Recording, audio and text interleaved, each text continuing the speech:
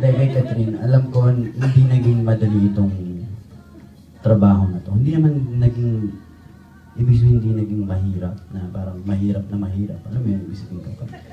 Tapos, huwag yung ganun. Uy! Walang close na.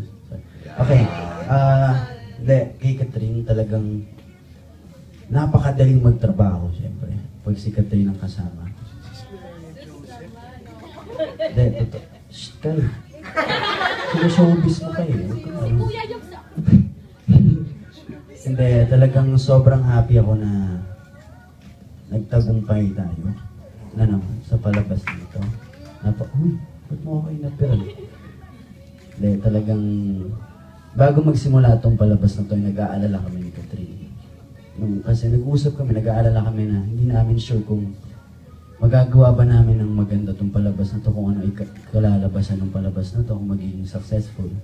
Dahil